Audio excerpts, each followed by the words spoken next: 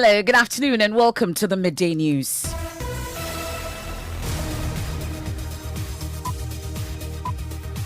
We're live on Joy99.7 FM in Accra and Kumasi. It's on Love 99.5 FM and over 30 affiliates across Ghana's 16 regions. We're on Radio Max in Takrady. We're on Amenuveve FM in Apawu, A1 Radio in Bolgatanga, Clenham Radio in Bato. You can go digital on Spotify, myjoyonline.com app, and also live on Facebook. This afternoon, the National Petroleum Authority is admitting the entity has only 1 month petroleum stock, but says there's no cause for alarm as Bloomberg warns Ghana faces a looming fuel shortage. We all know that there are some bottlenecks with regards to supply of this particular product. Diesel particularly is becoming a very scarce commodity out there in the market.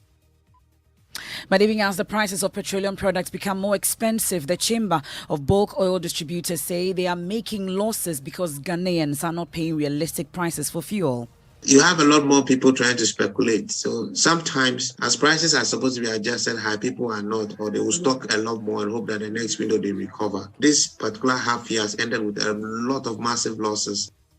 I'll take you to Parliament, where there's a push for the Health Minister to brief the House on monkeypox cases in Ghana and government's measures to mitigate the impact on citizens. We are reading in the news about this monkeypox or what have you. I don't know what type of disease that thing is. I am scared. Also, Electricity Company of Ghana demands payment of at least 20% of debt owed it by the KTR market in Kumasi before power is restored there. And this afternoon, journalists in Ghana go to the polls to elect new executives for the Journalists Union, which has been without legitimate leadership for close to 2 years now. Why don't we work with Parliament to enact laws to deal with such situations? We should have a voice on the critical issues that happen in this country. We need to prepare our retirement package, and this is part of the scheme we are going to set for journalists. Scholarship schemes. We hear from some of the candidates and take you to various polling centres across the country where there are reports of missing names from the register. When it comes to elections, elections are the centerpiece of democracy. But when it comes to democracy elections, perfection is an impossible goal. No institution, no nation is whiter than white, nor purer than pure. We saw it in America. In sports, House of Oak is determined to win the FA Cup to appease our fans. Samuel Bodo speaks ahead of the final on Sunday. And later, philanthropist touched by Joy News Total Recall documentary pays full cost of surgery for a grieved visually impaired Men's Gold customer. God bless the person who has helped me a lot. My expectation is God should intervene, and then things that the doctor said that he will take the surgery, everything will be perfect for me, and then I will gain my sight back again. We have details of that and more here on the Midday News with me, Emefa Apawu. Many thanks for choosing us. This is your home of independent, fearless and credible journalism. Please stay for details.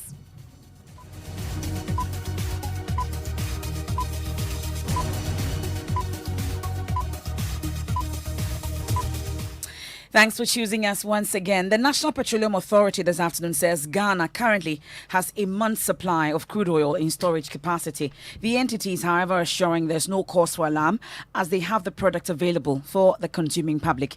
The admission follows Bloomberg's prediction that Ghana faces a looming fuel shortage as the central bank rushes dollars after oil prices surged following Russia's invasion of Ukraine.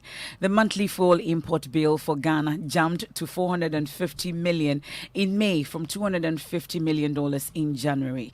The central bank is only offering about $100 million a month at its foreign exchange auctions, making dollars difficult for the oil marketing companies to come by. But the Director of Communications at the NPA, Mohammed Kudus, tells George Riafe the situation is under control.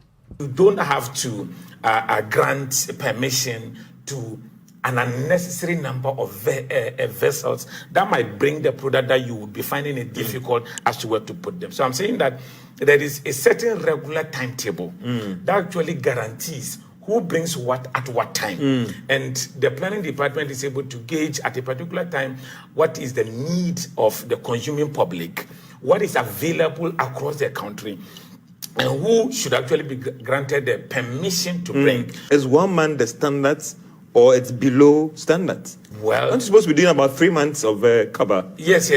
So we all know that there are some bottlenecks with regards to supply of these particular products. Diesel particularly is becoming a very scarce commodity out there in the market. So what is of primary importance, okay, is the access of it and the regularity of which is supposed to be available to the consuming public as and when they would want it. What has caused the problem? Is it a finance situation, or we don't have enough tanks to store these reserves? A combination of the two. I've heard a lot of the BDCs, for example, complaining of access, first of all, to forex and a competitive rate for that matter, because whatever it is, they would certainly be passing on if there is any excess that they need to pass to the consumer. That's Mohammed Kudus there, speaks for the NPA, but Executive Secretary at the Chamber of Petroleum Consumers, Duncan Amwa, is blaming poor planning for the current state of the oil sector. He warns there could be shortages in August if immediate steps are not taken to stock up. The focus for us is boss making profit. No, we don't need a profit. It's misplaced. We would need that strategic stock for two key reasons.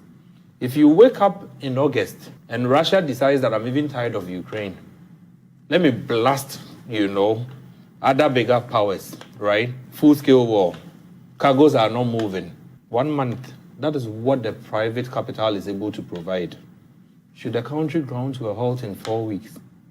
We are not planning. And the situation is still very volatile. Russia could decide to defend itself because at any point sanctions are coming. Other countries have stocked up. The United States, as I speak with you, what Joe Biden has done, 5 cardinal things. We are not able to do them. He has decided to drop all taxes for 9 months, all across states. But he also decides that their strategic stock, right? He could release 1 million barrels every now and then. But as the country complains about the rising cost of fuel at the pumps, the Chamber of Bulk Oil Distributors say the country is not paying realistic prices for the products. Yes, Chief Executive of the distributors, Senor Jose. Sometimes it's not just a liquidity matter as far as the currency is concerned, but it's also a price matter. Today, the central bank's forward rate is at 7.741 or so, what's the auction that was last done. But if you go on the market and you really want to contract a forward, I don't think you get anything really less than 8.5. Now, that is quite tricky. The variance between both rates is about 75 pesos. That would imply about some 330 thereabout $1 million loss that could hit anybody. To fix that would actually need a proper adjustment in pricing. There are solutions being developed, and I think we should have these things resolved. The truth of the matter is that we are not paying realistic prices. You have a lot more people trying to speculate. So sometimes, as prices are supposed to be adjusted high, people are not, or they will stock a lot more and hope that the next window they recover. The truth is that this year is likely going to end, or this particular half year has ended with a lot of massive losses within the BDC and maybe even the OMC subsector. That's Senor Jose there, Chief Executive of the Chamber of Bulk Oil Distributors. Let's go to Parliament now, where there's a push for the Health Minister, Kweku Agyemang-Manu, to brief Parliament on cases of COVID-19 recorded in Ghana and measures taken to limit its spread. The Health Minister has also been programmed to answer a question on falling standards of palm oil on Ghanaian market. According to Edward Barr, the Bongo MP, the Minister must use that opportunity to brief the House on government preparedness to also combat a potential spread of the monkeypox. And my colleague Kweku Asante will join us shortly, but let's listen. We are reading in the news about this monkeypox or what have you. I don't know what type of disease that thing is. I am scared. I've had situations where my constituents have asked me what this disease is about. Is it possible that in this coming week we could invite the Minister of Health to tell us exactly what this thing is? Look, honorable member, your concern is well. No, but the point I'm making, I don't know why are you so excited? What's the problem? Why are you excited? I am saying this because it's a health issue. The chair? Yeah, it's a health issue. I'm saying your concern is well noted. Thank you very much, Mr. Speaker. Well, let me take you to Parliament now, and that request for the Health Minister to come and brief the House on the rising cases of monkeypox. We know that now we have about 18 cases, started from 3. Kweku Asante, parliamentary correspondent, joins us on the line with more. So what was the conclusion to this request, Kweku? So the Speaker has asked the Chairman of Parliament Business Committee, who's also the Majority Leader, Honorable Alexander Afenyomakin, who presented the statement on behalf of the Majority Leader, to look at this issue very well, because according to Edward Bauer, this is a major concern for most Ghanaians. And so the Speaker is asking the committee to look at this so that when the Health Minister comes next week to the House, he can brief members of Parliament on monkeypox and what government is doing to combat its spread. Well, what else would you say is happening in the House today? So members have been raising concerns about their research assistants and government not paying them. For a while now, according to some MPs, their research assistants have not been paid. They've not been remunerated, and they have concerns about that. The Honorable Okujeto Ablakwa has also been raising some concerns about the National Cathedral and the Finance Minister not briefing them on that. Finally, Dr. Park has been speaking about scholarships. He's saying that the government is not paying the scholarship students abroad, and some of them are dejected. They've been receiving calls, and he wants the Education Minister to brief the House on what they are doing to pay these students. That's our parliamentary correspondent, Kweku Asante there. Well, Rwandan President Paul Kagame has described the Food and Drugs Authority in Ghana as one of the most advanced in the African continent, worthy of emulation. He said his country is understudying the exploits of the FDA in ensuring the food and medicinal well-being of Rwanda. He said this whilst cutting a sword together with President Akufo-Addo to start the construction of a manufacturing plant for vaccine production. The partnership with German biotechnology company BioNTech to fill, finish and package vaccines in Africa. This is the first step in the chain of domestic vaccine production, which is expected to improve vaccine supply in Africa. Here's Paul Kagame. Rwanda FDA and Ghana FDA will sign a memorandum of understanding. Ghana's regulator is one of the most advanced in Africa. Ghana is indeed a critical partner in this Pan-African effort. I express my sincere thanks and appreciation to His Excellency President Nana Akufo-Addo for the strong partnership we are forging. We expect that this facility will work closely with a plant being established in Ghana to ensure a complete end-to-end production chain in Africa under the close supervision of both our regulators. Well, President Akufo-Addo said the import of the Pan-African project means that Ghana, Senegal and Rwanda must work together to make vaccines available and cheap for the continent. FDA Ghana, which achieved WHO global benchmarking maturity level 3 in 2020 and is working hard to achieve maturity level 4 by the end of this year, will assist FDA Rwanda to attain WHO maturity level 3 as soon as possible. Both agencies will collaborate further in vaccine drug product manufacturing, fill, finish, and lot release in their respective countries. Again, collaboration between our two countries resulted recently in a team from Rwanda visiting research institutions in Ghana with the aim of strengthening institutional development and partnership towards vaccine discovery and advancement. As I said in Marburg, the Pan-African Vaccine Manufacturing Project fits perfectly with Ghana's roadmap for domestic vaccine development and manufacturing. Ghana is ready to play her role, and I reaffirm once again her determination to make the project work successfully. President Akufo-Addo. Let me take you to Keatia Market in Kumasi now. The ECG has disconnected power to the entire new market on Wednesday, attracting angry reactions from the traders who have since threatened a demonstration in the coming days. The market owes the utility provider in excess of 5.4 million cedis, but the traders have refused to pay, demanding separate electricity meters. For 3 days, the market has been without power, affecting activities there. Managing Director of the Kumasi City Markets, Kofi Dufo, speaks about the way forward. They are not going to restore the lights. because they did that 8 months ago and we didn't make any payment. We asked for a moratorium of 2 months to be able to mobilize and come and pay an agreed percentage so that we would have a payment plan to clear whatever outstanding balance that there is. And they will still not agree. That they gave us that first option some 8 months back and we never made any payment. So subsequently, we shouldn't even put that on the table. There's no moratorium that they will grant. That has expired.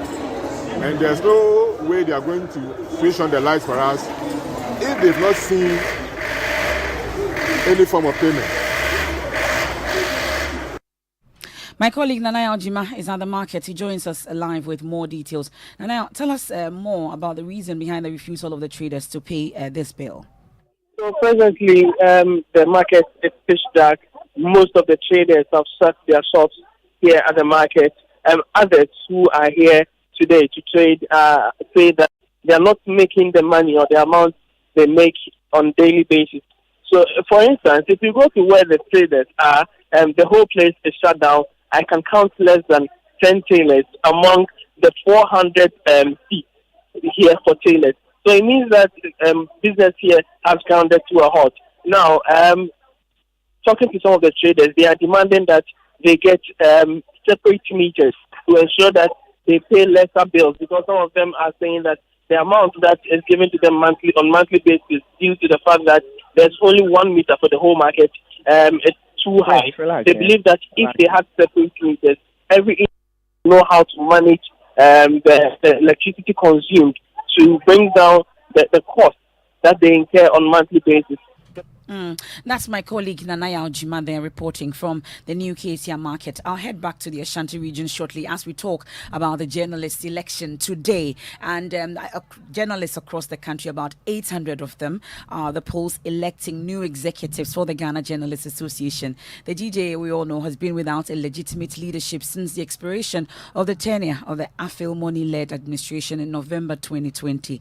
Today, 3 candidates, Dave Agbenu, Gehat Mensah, and Albert Jumfor, are seeking to lead the association as president. 8 others have also put themselves up for general secretary, organizing secretary, and public relations officer. I'll take you across the country for live updates shortly. But first, though, here are the presidential candidates making a final push. My position is that why don't we work with Parliament to enact laws that we can use by ourselves to deal with such situations? I think that journalists in Ghana today do appreciate that they can do a lot more with capacity building. I think they do appreciate that they can do a lot more with protection, safety, and security. I bring management and leadership skills.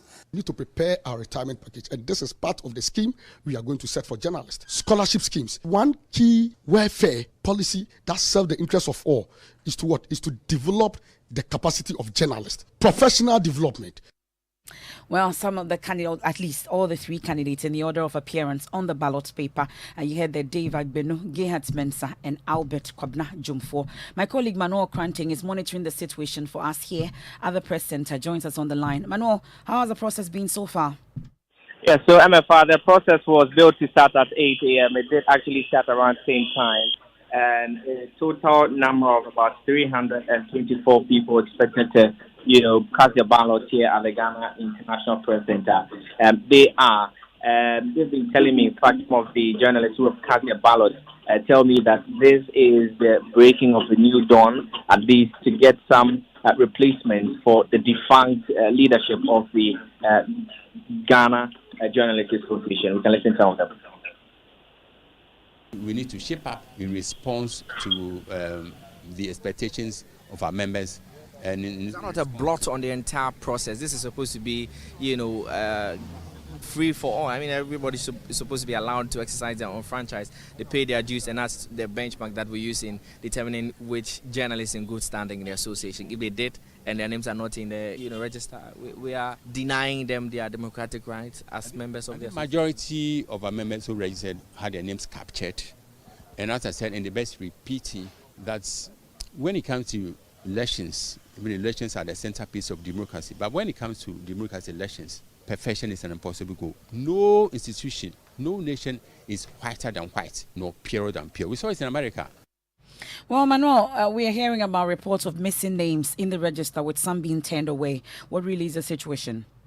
Yes, Emefa. So we just had the outgone president of the GDA, Mr. Roland Afilmoni, reacting to these concerns. Indeed, Dr. Randy Abe had been here just about an hour or so ago, and he was turned away because he could not find his name in the voters register. That's a question that I put to the outgone president, Mr. Roland Afilmoni. And his point is that, well, these excesses have actually come to the attention of the association, but says that there could not be a perfect process, and so members would have to just bear with the electoral committee which has organized this election and hope for some correction in the coming weeks.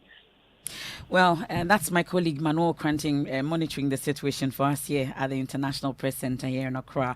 Let me take you to the Ashanti region. Erastus Asare-Donko has been monitoring the elections there as well. Joins us on the line. Erastus, what has been the situation so far? We're told about some missing names also in the register. Exactly. So far, over 17 people who came in here were disappointed because they could not find their names in the register, though they claim that they are journalists in good standing within the Ghana Journalists Association. So far, we are expecting 31 people to vote here at the EC's office, but 10 people had voted as at 12 noon this afternoon. And those who could not find their names on the register, is there any solution to this? What have they been told? What happens? Will they get to vote? So far, the EC says it is working with the list or the register that has been submitted to it by leadership. And so, as at when we were talking to them, there was nothing really in the picture to be done.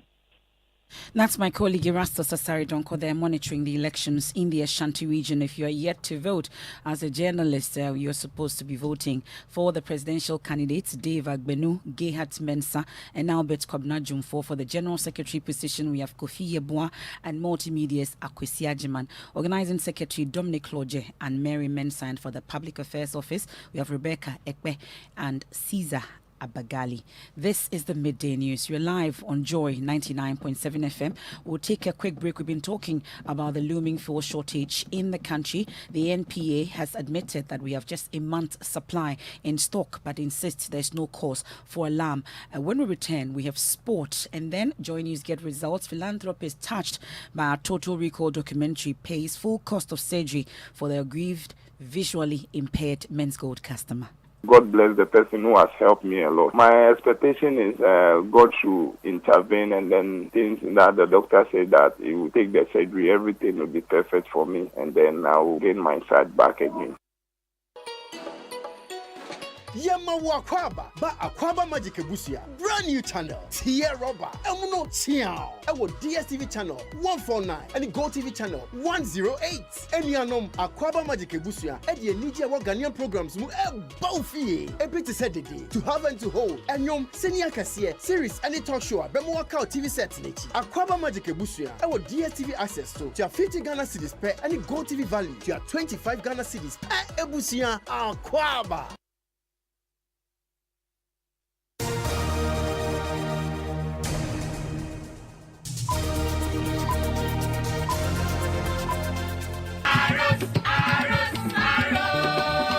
Be quiet and don't be silly. We are the famous House of Oak. We never say die. And this weekend, House of Oak say they will not die as they come up against Bechim United in the FA Cup final. The Phobians are seeking to defend the title after winning the last season. This year, they've not had a good season, missing out on the Premier League title to their rivals Asante Kotoko. And they are hoping that to return to Africa, they must win the FA Cup against Bechim United on Sunday. Yeah, we have to sit them down and talk to them about this performance. It's not good. I think the boys themselves are not happy about this scoreline, and we, the technical team as well. And I know that definitely the supporters will get angry with us, but we have lost the game, and one ahead of us, we have to prepare well and go in for that trophy. They're going in for that trophy on Sunday. By all means. Thank you, Muftau. Now, his maybe Akable will have something different to say. Oh, no, man. He's the one playing the song, so he knows that it's a done deal. Now, let's talk about Joy News get results. Definitely radio does get results. His 100,000 CDs remains locked up, but his biggest hope was to get his sight back. The story of 39-year-old Stephen Abuaje featured in Joy News' Total Recall documentary, Eyes on Men's Gold.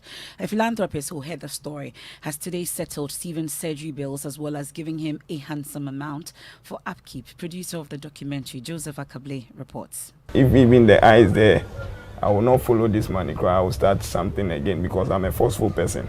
I always force myself to get something for my family. That was Stephen's hope. He was part of aggrieved Men's Gold customers featured in the documentary. Sometime in January 2020, he was part of a number of customers who pitched camp at the residence of Men's Gold founder Nana Pia Mensah. It was a protest to demand payment of locked up funds. So as I'm running and then I fell on the rough road. So as soon as I fell, I wake up and then the police grab me and then they put us in the car. So as we are going, I feel heavy headache on my head. So as I came out, I decided to buy medicine myself and then take it. So as I take the medicine, still I always receive severe pains.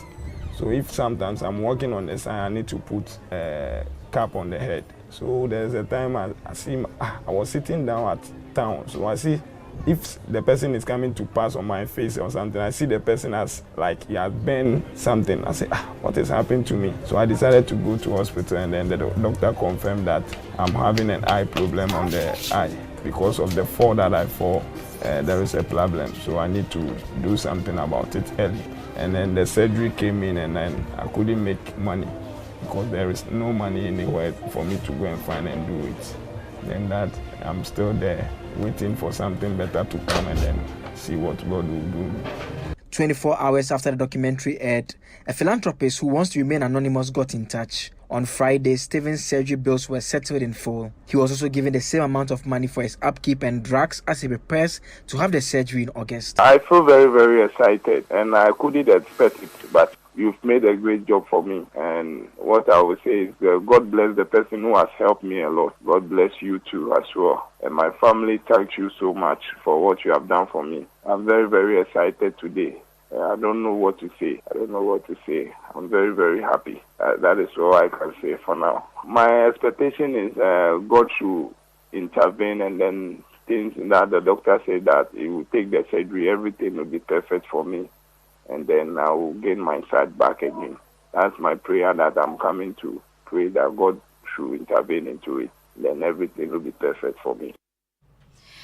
God bless that philanthropist for making this happen for him.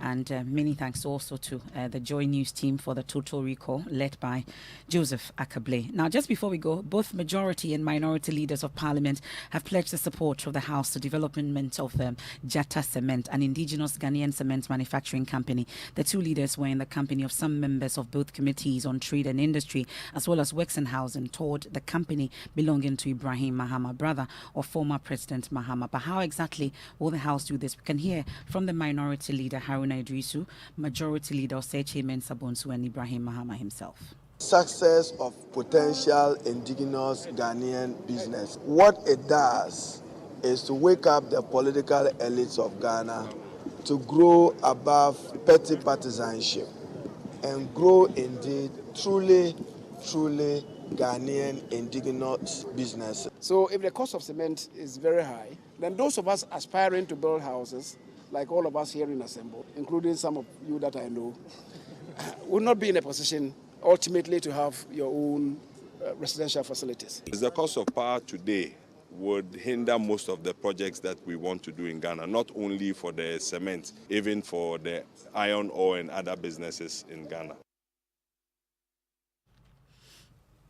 And that's how we wrap up today's edition of the Midday News here on Joy 99.7 FM. There's more news when you log on to myjoyonline.com, and be fair to flag bearer aspirants Kufo to NPP. Also, GJ elects regional and national executives today. That's on myjoyonline.com. And the Kufuado I knew is not the one I see now, Nyaho Tamaklo. And of course, you ought to drive safe as we're getting into the weekend. Slow down. Speeding gives you less time to react and increases the severity of an accident. That's how to drive safe.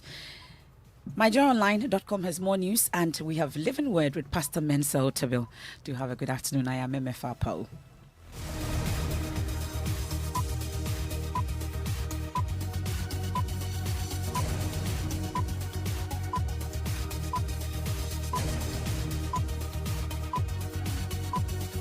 Hello, please, am I speaking to Miss Joanna Kuma? Yes, please. My name is Philip and I'm calling from MTN. Someone has just sent you money and we will need you to enter your PIN number so that we can put the money in your account. Hey, hey, oh, Dada.